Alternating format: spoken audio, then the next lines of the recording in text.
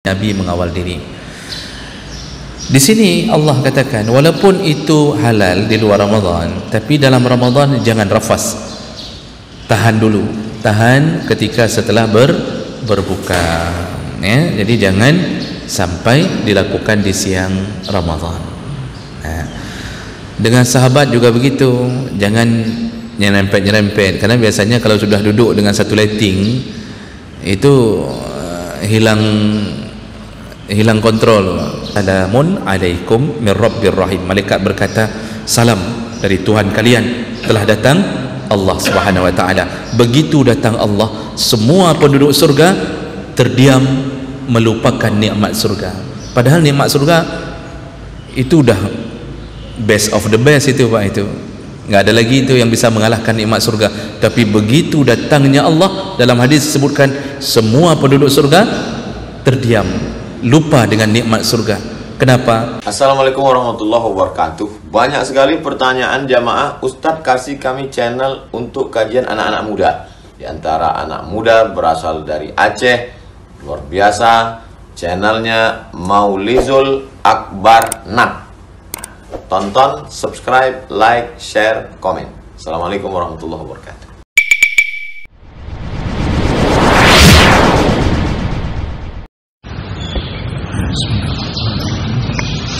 Assalamualaikum warahmatullahi wabarakatuh. Innal hamdalillah nasta'inuhu wa nastaghfiruh wa na'udzu bihi min shururi anfusina wa min sayyiati a'malina. Man yahdihillahu fala mudilla lahu wa man yudlil fala hadiya lahu. Asyhadu an la ilaha illallah wahdahu la syarika lahu wa asyhadu anna Muhammadan 'abduhu wa rasuluhul karim. Allahumma shalli wa sallim على نبينا وسيدنا المصطفى محمد وعلى آله وأصحابه أجمعين. أما بعد، رب اشرح لي صدري ويسر لي أمري واحلل عقدة من لساني يفقهوا قولي. Segala puji bagi Allah, kemudian salawat dan salam pada Rasulullah, pada keluarga dan seluruh sahabat-sahabatnya. Bapak-bapak dan ibu-ibu jamaah salat subuh yang Allah muliakan insyaallah, kita masih membahas di dalam bab puasa, yaitu anjuran untuk melakukan puasa Ramadan, mengingat banyaknya fadilah dalam Ramadan. Dan kita belum menghabiskan hadis yang kita bacakan di pertemuan yang lalu, yaitu hadis riwayat Muslim dari Abi Hurairah radhiyallahu anhu. Rasulullah sallallahu alaihi wasallam berkata bahwa Allah berkata, berarti ini hadis qudsi. Kata Allah, setiap amalan anak Adam Allah berikan kembali untuknya. Artinya anak Adam lah yang menghitung-hitung, memperkirakan pahala. Kalau dia berbuat baik, maka itu kembali untuknya. Kalau dia berbuat jahat, juga kembali untuknya. Itu maksud Allah Subhanahu wa taala. Karena dalam surat yang lain, dalam ayat yang lain, Allah mengatakan, "Man 'amila shalihan falinafsih." Barang siapa yang berbuat baik, dengan itulah dia menyelamatkan dirinya. Wa man asaa fa 'alaiha. Barang siapa yang berbuat buruk, berbuat jahat, maka dia pun mendapatkan siksa karena kejahatannya. Wa ma rabbuka bidzallamin lil 'abid. Allah tidak menzalimi hamba sama sekali. Nah, ini maksud Allah. Jadi kita ini berjuang menyelamatkan diri sendiri dengan beramal saleh. Tapi kata Allah, illa shaum, kecuali puasa. Illa shaum, kecuali puasa. Yang dimaksud adalah puasa Ramadan. Allah katakan, fa innahu li, khusus puasa Ramadan itu milikku. Wa ana ajzi bihi, dan akulah langsung yang menanganinya. Artinya Allah tidak kembalikan lagi hak pilih kepada hamba. Khusus amalan Ramadan Allah tidak kembalikan urusan pada hamba, tapi Allah lah yang langsung mengambil keputusan. Jadi kalau yang berbuat baik suka-suka Allah, mau Allah kali lipatkan 7.000 kali lipat, atau Allah langsung vonis karena kamu benar-benar taat di dalam Ramadan, menghormati Ramadan, memuliakan Ramadan, maka engkau kubebaskan dari api neraka, atau engkau kumasukkan ke surga, tidak ada lagi hisab. Maka salah satu yang tidak ada hisabnya adalah as-shaimun, orang yang makbul Ramadannya imanan wa ihtisaban, dia menjalani Ramadan dengan keyakinan yang penuh dan berjaga-jaga agar Ramadannya diterima Allah. Dia jaga pandangannya, dia jaga penciumannya, dia jaga mulutnya, dia jaga seluruh panca inderanya daripada sesuatu yang merusak puasa. Maka Allah katakan, aku akan mengurusinya langsung. Nah, ini menunjukkan kemuliaan orang-orang yang memuliakan Ramadan. Lalu Allah katakan wasiyamu junnah. Nah, kita ulang sedikit, kita kemarin sampai di sini pembahasannya, bahwa puasa itu adalah junnah. Kita sudah jelaskan junnah berasal dari kata jannah yang artinya menyembunyikan atau tertutup. Maka janin diambil dari bahasa jannah. Janin itu artinya tertutup, yaitu tertutup di alam rahim. Orang gila disebut junun atau majnun. Akar kalimatnya sama, itu maksudnya tertutup. Yang tertutup adalah akal sehatnya. Ketika malam datang, Allah sebutkan falamma janna alaihi lailu, ketika telah ditutupi oleh malam. Jadi kalau begitu, apa itu junnah? Yaitu perisai yang menutup kita. Ya, jadi perisai, tameng. Nah, kalau sedang menghadapi demo, para polisi memakai perisai, tameng. Dan Allah katakan puasa itu adalah perisai. Perisai dari apa? Dari sentuhan api neraka. Ini sudah janji Allah nih. Berarti kalau begitu, yang berpuasa dengan baik tidak akan tersentuh dengan api neraka. Tidak akan. Yakinlah tidak akan. Tapi kalau puasanya baik, tidak salat, disentuh dari sisi yang lain. Puasanya membelanya, tapi tidak bisa membela dari orang-orang yang meninggalkan kewajiban yang lain. Makanya masuk Islam itu disuruh masuk secara kafah. Lakukanlah rukun Islam semuanya. Bapak Ibu, kita pernah mengatakan, kalau seandainya kita mampu menjaga rukun Islam saja, ini kita yang laki ini, kalau mampu menjaga rukun Islam saja, tidak usah salat sunnah, tidak usah puasa sunnah, tidak usah sedekah, tidak usah naik haji, tidak usah umrah, cukup haji saja. Kadang waktu haji sudah pasti umrah, nggak ada umrah sunat, nggak ada. Kalau kita bisa jaga itu, dijamin surga, dijamin surga. Jaga dengan baik, dengan syarat jangan ada dosa. Dengan syarat jangan ada dosa. Masalahnya kita hari ini tidak bisa menghindari dari dosa. Ini yang jadi masalah. Maka perlu bantuan. Disuruhlah perbanyak dengan amalan sunnah untuk menutupi kekurangan-kekurangan, cacat-cacat yang terjadi pada amalan yang wajib, juga menutupi dan mengampunkan dosa-dosa yang telah berjalan. Maka Bapak Ibu yang Allah muliakan, berarti besar sekali fungsi dan manfaat daripada puasa Ramadan. Jadi kalau laki 5 waktu rukun Islam, jaga surga.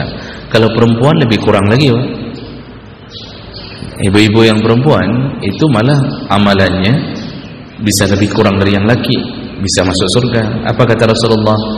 Iza sallatil mar'atu khamsaha, kalau perempuan salat hanya 5 waktu saja, wa shamat syahraha, lalu kemudian dia hanya puasa Ramadan saja, salat sunnah enggak ada, tahajud tak ada, duha enggak pernah, salat puasa sunnah enggak pernah. Kata Allah, kata Nabi, jaga salat 5 waktu, lalu jaga puasa Ramadan, wa hafizat farjaha, amalan ketiga, jagalah kehormatan, jangan pakai baju seksi, jangan ketat, jangan terbuka aurat, jangan cukur alis, jangan pakai punuk unta di atas kepala atau sanggul yang menyebabkan kebanggaan, jangan berjalan berlenggak-lenggok, jangan make up berlebihan kecuali di depan suami, jangan pakai minyak wangi yang menyebabkan laki-laki tertarik kepadanya. Ini dimaksud dengan jagalah kehormatan. Jadi kalau mau menjadi seksi, mau wangi, mau pakai make up di depan suami, suami sendiri, bukan suami orang, di depan suami, ini malah menjadi pemicu untuk mendapatkan surga. Ini amalan ketiga perempuan. Kemudian yang keempat, apa kata Rasulullah? Wa ata'at zawjaha, dia taat pada suaminya. Suami yang harus ditaati adalah suami yang ideal, suami yang saleh, ideal dalam kacamata syariat. Tapi kalau model suami-suami yang membangkang kepada Allah, tiap malam cuma main game judi online saja, selingkuh sana selingkuh sini, kerja berzina, salat tidak, itu malah disuruh gugat fasakh, gugat cerai. Itu yang model begitu. Karena salah satu yang menyebabkan boleh fasakh adalah ketika pasangan hidup, yaitu suami, tidak lagi taat pada Allah Subhanahu wa taala. Kenapa disuruh gugat cerai? Agar tidak hancur keturunan kita yang tinggal bersamanya. Malah begitu. Tapi kalau suami yang masih beri nafkah, masih salat, masih puasa, bayar zakat, walaupun ribut-ribut sedikit di akhir bulan, itu tidak masalah, tetap wajib taat, tetap wajib taat. Ibu-ibu enggak boleh melarikan diri dari rumah, enggak boleh ribut di akhir bulan, enggak boleh lari, enggak boleh telepon supir L300 kajemput lung tian, enggak boleh. Selama cuma ributnya masih terkontrol. Suami itu suami saleh. Biasanya kalau suami yang saleh itu kalau ribut enggak panjang-panjang, Pak. Ribut sebentar dia lari ke kedai kopi, dia pergi ke waduk, duduk di samping waduk, merenungi nasibnya. Itu enggak boleh melawan suami. Nanti tinggal tunggu awal bulan. Biasanya kalau sudah awal bulan sudah baik lagi, uang belanja sudah dikasih lagi, kemudian sudah mulai ada hadiah-hadiah lagi. Biasanya ribut itu akhir bulan. Ya Bapak Ibu yang Allah muliakan, apa lihat apa yang katakan Nabi, 4 amalan ini dilakukan oleh seorang perempuan, Masya Allah. Tidak disuruhkan kalimat tadi untuk melakukan bayar zakat. Kenapa? Karena perempuan zakatnya ditanggung oleh suaminya. Zakat fitrah tanggung suami. Oh, zakat harta kalau si perempuan punya kerja. Tapi normalnya hidup perempuan itu disuruh duduk di rumah, normalnya begitu. Otomatis dia tidak punya kerja, maka tidak disebutkan masalah zakat. Ada disebut masalah haji? Tidak. Kenapa? Perempuan karena tidak punya kerja, tidak punya penghasilan, kerjanya cuma melayani suami, otomatis tidak wajib haji ketika tidak cukup harta untuk berhaji. Dan tidak wajib suami menghajikannya, tidak wajib. Jadi jangan kira kita suami wajib menghajikan istri, tidak. Haji itu wajib pada pribadi yang mampu. Oh, ada ibu dihajikan oleh suami, Masya Allah, ibu sudah mendapatkan keberuntungan, yaitu mendapatkan suami yang saleh, yang memberi hadiah haji kepada istrinya. Itu sudah baik sekali itu suami itu. Makanya pulang haji jangan ribut lagi. Kalau sudah pulang haji masih ribut juga, ini berarti tidak menghargai pemberian suami. Apa kata Nabi? 4 perkara ini saja perempuan melaksanakannya, nanti masuk hari kiamat, nah Allah katakan kepadanya, wa qila laha, Allah mengatakan, udkhulil jannah, masuklah engkau ke surga, min ayyi abwabin syi'ti, dari pintu manapun yang engkau sukai. Pintu manapun boleh, silahkan pilih. Itu kalau sudah disuruh pilih pintu, mana ada lagi ya. Kita pilih pintu suka-suka, kecuali satu pintu yang enggak boleh masuk, yaitu Ar-Rayyan, hanya pintu Rayyan. Karena pintu Rayyan itu la yadkhuluha illa as-saimun, tidak ada yang boleh masuk kecuali yang ahli puasa. Jadi yang ahli sedekah tapi puasa enggak bagus, enggak boleh masuk. Yang taat suami tapi jarang puasa, enggak boleh masuk. Itu pintu VVIP, khusus yang memuliakan Ramadan lalu sering puasa-puasa di selain Ramadan. Itu Ar-Rayyan. Jemaah belakang Allah Subhanahu wa taala. Lalu kemudian setelah Allah mengatakan bahwa puasa itu perisai, membentengi kita dari neraka, Allah sambung, fa iza kana yaumu shaumi ahadikum, kalau mau engkau mendapatkan kelebihan itu, maka ketika engkau menjalani puasa, fala yarfus, selama Ramadan janganlah engkau mengatakan perkataan rafas. Rafas itu yang menjurus-jurus ke porno, syahwat. Nah, jadi bicaranya nyindir-nyindir ke arah porno, walaupun dengan istri sendiri. Walaupun dengan istri sendiri. Ya, itu disuruh jaga. Padahal itu mungkin di luar Ramadan, kalau dengan istri sendiri halal, malah disunnahkan bersenda gurau, bercanda-canda, ya, walaupun arahnya arah-arah sedikit merbau syahwat. Kalau dengan istri sendiri dibolehkan, tidak mengapa, bahkan itu baik, itu memancing rasa cinta. Rasulullah saja paling romantis sampai memanggil Aisyah dengan panggilan Humairah, wahai yang berpipi merah.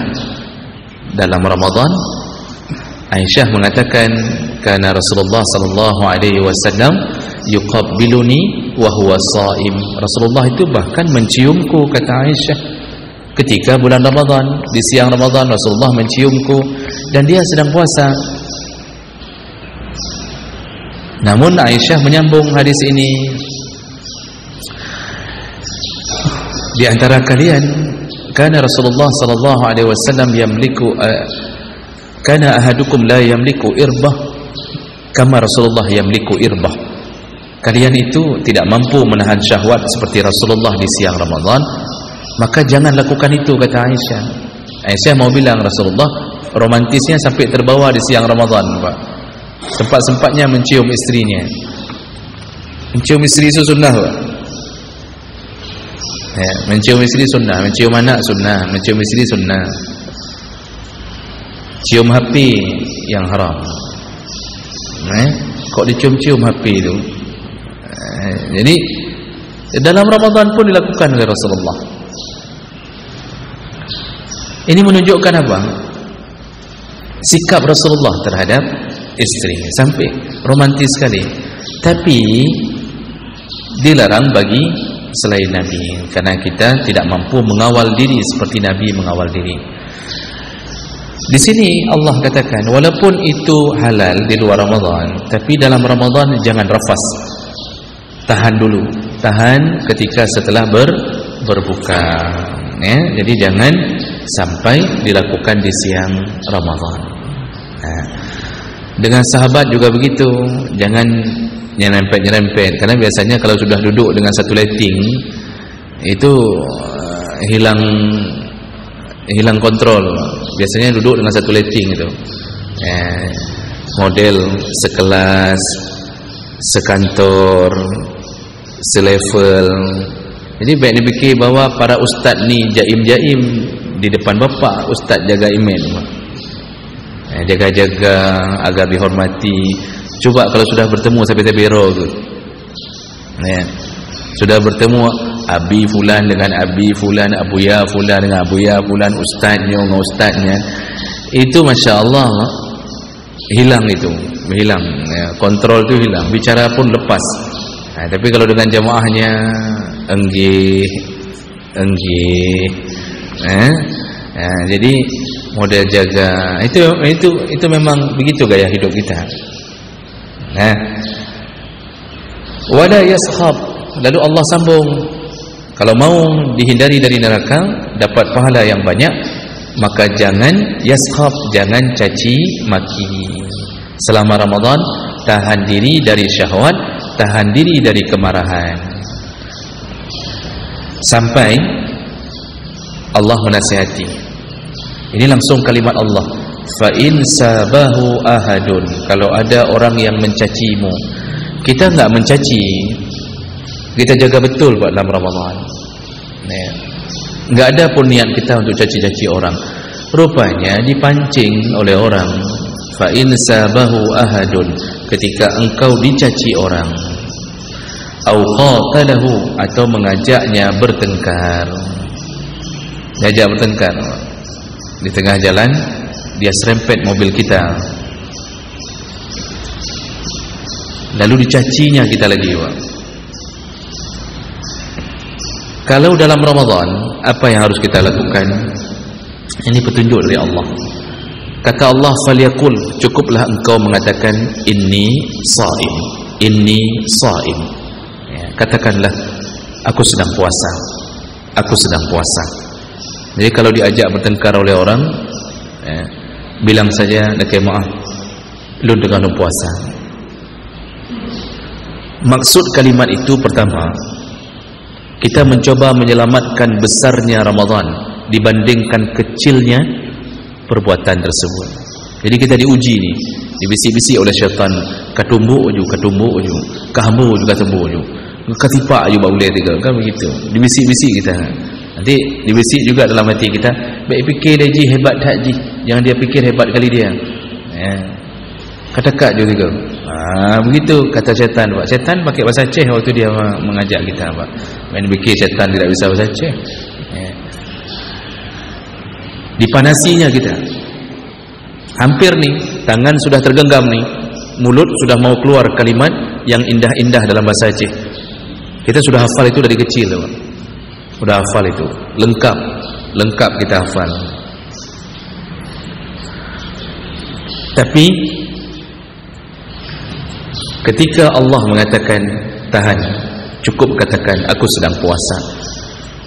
Maksud pertama, kita mulai berfikir, untuk apa kita ladeni yang kecil ini? Goresan pada mobil kita bisa ganti. Tapi satu hari Ramadan batal tanpa pahala, kita kehilangan kesempatan untuk bertahan dari api neraka dan kehilangan kesempatan untuk masuk surga ketika kita ladeni dia. Jadi besar sekali pemberian Allah dibandingkan dengan urusan berantam sedikit di dunia. Cuma karena kita enggak lihat hadiah Allah ini, kita lebih milih berantem. Ini seandainya ini, Pak, datang orang, kita dah mulai berantem nih, ada orang datang mengatakan, ya sudah, enggak usah dong, saya ganti mobil baru, kata orang yang ketiga tadi. Ini kita mau berantem nih, kena dah mula kan, Pak? Datang orang, kakak je, baik, udah. Nah, saya ganti mobil baru. Bagaimana perasaan kita, Pak? Kita pakai mobil Kijang tahun 2000 sahang. Kijang kekwa itu, Pak. Serempet, datang orang, udah nggak usah bertengkar, saya ganti dengan Kijang Innova 2025 katanya. Boleh dibit barangnya.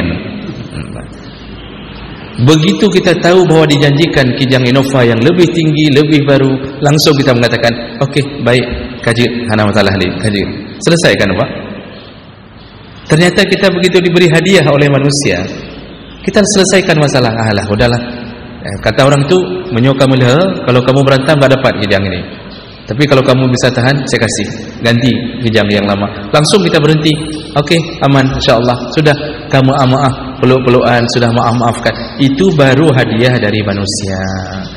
Tapi karena kita tidak lihat hadiah dari Allah dalam Ramadan, kita tidak mikir ke situ.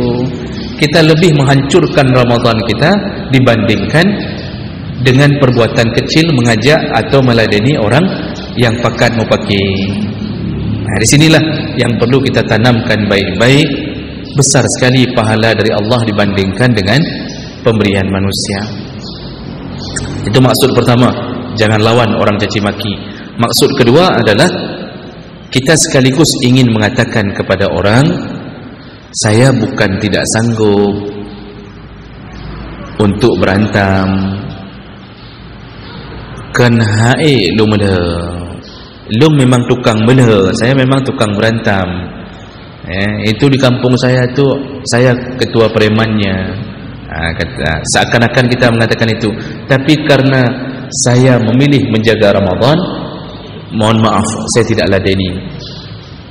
Cukup di situ, Pak. Kebesaran jiwa, kelapangan dada. Walaupun dalam hati ini seum. Dalam hati kan kita terus bisik-bisik. Waktu enggak jadi berantam, syaitan bisik, bangai kah? Cik bangai kah? Padahal menjadi tumbuk tiga bahaya tepera je. Biar dia tahu diri. Cik kah bangai? Nah, itu syaitan, Pak. Syaitan begitu. Makanya ketika kita pulang, isteri kasih tahu, pekan muka mukroop tat. Munon, tadi ada begini-begini. Kata isteri, kenapa cemberut kali mukanya? Tadi ada begini-begini, saya enggak mau ladeni. Kata isteri, bangai ron, kemudian tumbuk je tiga. Berarti kita telah menikahi syaitan. Ya. Nah, jadi Bapak Ibu yang Allah muliakan, begitulah Allah ajarkan kita, tahan, selamatkan puasamu. Cukup katakan inni shaim, inni shaim. Bilangnya Pak pakai bahasa sendiri, bahasa Aceh. Dengan lu puasa, lekeh muah, apa dengan lu puasa, lekeh muah. Ini kita berangkat terus. Nah, tapi itu kalau kita yang korban. Kalau orang yang korban bayar. Ini udah kita tabrak mobil orang, kita lari, waktu dikejar kita bilang, lekeh muah, lu puasa. Kita yang salah, bayarlah. Enak aja saya puasa enggak bayar. Kalau kita salah ya bayarlah. Bukan kayak gitu yang dimaksud. Ini melarikan diri namanya. Itu kita setannya berarti. Nah, jadi Bapak Ibu yang Allah muliakan, Allah mengatakan itu untuk apa? Allah ingin melihat, sanggupkah engkau demiku bertahan? Akan kuberikan padamu surga yang paling indah. Sanggupkah engkau bertahan untukku? Atau engkau memilih jalan-jalan setan? Itu maksud Allah. Maka kan orang cara berfikirnya, Pak, ini Allah yang suruh, ini Allah yang suruh. Ya sudah, dapatkan janji Allah nanti di akhirat. Sedikit lagi, lalu Nabi SAW barulah menyambung dengan kalimat wallazi nafsu Muhammadin biyadihi, demi jiwa Muhammad di tangan Allah, la khalufu fammis shaim atyabu 'indallahi min rihil mis. Kata Rasulullah, demi jiwa Muhammad di tangan Allah, sungguh bau mulut orang yang berpuasa lebih mulia di sisi Allah di hari kiamat daripada bau kasturinya surga. Maksudnya, bau mulut ini ternyata mengantarkan ke surga. Keringnya tenggorokan kita, ya, perasaan kita tidak enak. Perasaan orang pun tidak enak kalau bicara depan kita, Pak. Mubai babah mandum. Kan? Ini mik ni, Pak. Kalau Ramadan di beberapa masjid saya sudah bilang, tolong kalau Ramadan beli tisu basah yang wangi. Kan ada dijual tisu basah wangi, Pak. Ini saya kasih tahu, selama ini makmum enggak tahu, yang tahu cuma orang yang bicara, Pak. Ini mik ini selama Ramadan, Pak. Apalagi siang-siang Ramadan, itu bau, Pak. Kalau di luar Ramadan tidak bau. Dalam Ramadan bau. Kenapa? Semuanya puasa. Pagi Ustaz bicara puasa. Ini udah bau. Bukan ini udah bau sekarang maksud saya. Ini bau. Semuanya bau mulut karena kita enggak berproduksi ini. Kemudian siang ceramah lagi. Ini sudah bau lagi. Malam bau lagi. Makanya kadang-kadang jangan heran kalau ada orang yang kasih tausiah, dia jauhkan mic-nya. Dia jauhkan mic. Mau dibilang ke panitia enggak berani bilang. Hana mangga enggak panitia. Ini karena saya sudah menjadi bahagian dari masjid ini, perlu beli tisu basah khusus Ramadan. Di luar Ramadan tidak, karena orang enggak bau mulut, tapi dalam Ramadan bau mulut. Maka setiap kali mau tausiah harus pakai tisu wangi. Kenapa? Pernah saya punya pengalaman diundang ke satu kantor, Pak. Jadi mik sudah bicara duluan, kata sambutan ini, kata sambutan itu, moderator segala macam kan, Pak. Terus Pak giliran lum, hampir muntah saya situ. Oh lah, ini kan udah menjelang berbuka puasa ceritanya. Jadi tausiah menjelang berbuka puasa. Baunya Masya Allah, memang bau. Dan itu baunya bukan bermakna buruknya panitia, tidak. Memang bulan Ramadan memang bau mulut semuanya. Kalau nggak bau mulut nggak puasa berarti. Jadi akhirnya apa yang saya lakukan, Pak? Saya on off kan mic, pura-pura mati, pura-pura habis bateri, saya on kan. Saya suruh ganti, tolong diganti sebentar, ini hampir habis bateri. Payah habis bateri. Untuk saya minta mic yang baru. Tapi itu harus dipahami. Makanya bau mulut kita memang normal. Namun di surga bau mulut itu ternyata menyebabkan kita membuka pintu surga. Kenapa Bapak, Ibu? Karena Allah Subhanahu wa taala sangat sayang pada hamba. Engkau sampai enggak makan, engkau sampai keluar bau mulutmu, kenapa? Karena aku kan, engkau taat pada aku kan, kata Allah. Rela engkau melakukan itu karena aku, maka sekarang masuklah ke surgaku. Makanya diberikan surga bagi yang sudah bertahan sampai bau mulutnya keluar. Nah, jadi Bapak Ibu yang Allah muliakan, ini di hari kiamat, bukan di dunia bau kasturi. Kalau di dunia nggak ada bau kasturinya, memang bau betul. Jadi jangan dipanggil kawan, hai kena cium mobil surga, kena aja. Kita Nah, dia yang masuk surga, pingsan mati masuk surga dia. Ya, Pak. Jadi ini ceritanya di hari kiamat, Pak, bukan di dunia. Terakhir, Nabi mengatakan lisaim farhatan. Lalu kelebihan lagi orang yang berpuasa, orang puasa itu punya dua kebahagiaan. Lisaim farhatan, yafrahuhuma, dia akan sangat gembira dengan mendapatkan dua kebahagiaan ini. Apa dia? Yang pertama, iza aftara fariha bi fitrihi. Ketika berbuka dia senang sekali, detik-detik mau berbuka. Ini memang sudah maklum. Kita kan memang dari pagi nunggunya berbuka. Detik-detik berbuka itu malah waktu-waktu yang paling menyenangkan hati. Saling pandang, saling lihat jam, maksudnya lihat jam, pandang-pandangan dengan jam. Kemudian udah teratur semua makanan, minuman, itu rasanya bahagia sekali. Detik-detik itu bahagia sekali. Begitu azan berbunyi, kebahagiaan memuncak bahagia, telah lepas dari perjuangan.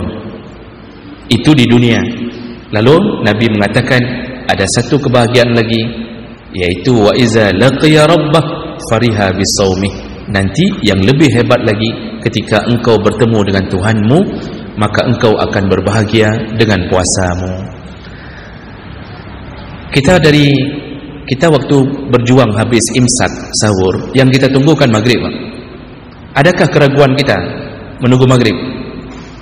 Nggak ada kan? Semua pasti mengira pasti maghrib. Nggak mungkin, kayaknya nggak jadi maghrib nih hari ini. Nggak ada kan, Pak? Kayaknya nggak jadi, ditunda maghrib hari ini. Ditunda, nggak ada. Semua yakin pasti maghrib. Itu kita tunggu, kita lalui dengan pasti. Kenapa kita mau berjuang? Kita memang menunggu waktu yang berbuka yang sudah pasti. Itulah maksud Allah, itulah maksud Nabi. Hari ini kita berjuang. Jangan ragu, Pak, maghrib pasti datang. Kapan maghrib itu datang? Ketika sakaratul maut. Disitulah kita berbahagia dengan semua amal saleh kita. Ketika bertemu Allah, barulah kita membangga-banggakan, alhamdulillah, dulu aku berjuang, dulu aku puasa. Puasa pun bangga dengan kita. Ya Allah, kata puasa, ya Allah, orang ini menahan makan dan minum karena aku ada di antara mereka, maka berikan izin kami memberi syafaat untuknya. Maka Bapak Ibu yang Allah muliakan, jangan ragu, amal kita ini pasti diakhiri dengan pertemuan dengan Allah. Kenapa Nabi menyebutkan pertemuan dengan Allah? Karena hanya orang yang berharap surga yang pingin bertemu Allah. Hanya orang yang berharap surga yang pingin bertemu Allah. yang tahu dirinya akan masuk neraka tidak pernah kepingin ketemu Allah. Maka lihat ujung surat Kahfi, innal ladzina amanu wa 'amilus shalihat kanat lahum jannatul firdausi nuzula khalidina fiha la yabghuna 'anha hiwala qul law kana al-bahru midada li kalimati rabbi lanafida al-bahru qabla an tanfada kalimatu rabbi walau ji'na bimithlihi madada qul innama ana basharun mislukum yuha ilayya annama ilahukum ilahu wahid faman kana yarju liqa'a rabbih, barang siapa yang berharap bertemu dengan Tuhannya, falyamal amalan salihah, beramal salehlah. Kata Allah, siapa yang berharap bertemu dengan Tuhannya, beramal salehlah. Lihat apa janji Allah, ketemu Allah syaratnya beramal saleh. Ramadan amal saleh. Ketika ketemu, pertemuan dengan Allah kita lihat langsung, Pak, langsung. Kata Nabi, seperti melihat bulan purnama. Manusia berdesak-desakan di dalam surga melihat Allah, tapi semuanya melihat dengan mata yang tidak terhalang. Penduduk surga sedang bersenang-senang, itu udah habis tuh, penduduk surga sudah bersenang-senang. Lalu kemudian datanglah Allah yang belum pernah menampakkan dirinya pada hamba. Qalu salamun alaikum min rabbir rahim. Malaikat berkata, salam dari Tuhan kalian, telah datang Allah Subhanahu wa taala. Begitu datang Allah, semua penduduk surga terdiam melupakan nikmat surga. Padahal nikmat surga itu dah best of the best itu, Pak, itu. Enggak ada lagi itu yang bisa mengalahkan nikmat surga. Tapi begitu datangnya Allah, dalam hadis disebutkan semua penduduk surga terdiam, lupa dengan nikmat surga. Kenapa? Berganti dengan nikmat melihat Allah Subhanahu wa taala. Maka nikmat yang terhebat di atas surga adalah nikmat melihat Allah Subhanahu. Surga itu kan makhluk Allah. Maka paling hebat ketika kita diizinkan melihat Allah Subhanahu wa taala. Dan itu laisa bainahu wa bainahu tarjuman. Enggak ada penerjemah antara kita dengan Allah. Terus kita mulai melihat Allah dengan sempurna. Nabi sallallahu alaihi wasallam ketika Isra Mi'raj itu masih khilaf, apakah beliau melihat Allah langsung atau tidak. Aisyah mengatakan melihat, tidak melihat. Di balik tabir Ibnu Abbas mengatakan melihat. Wallahu a'lam. Wallahu a'lam.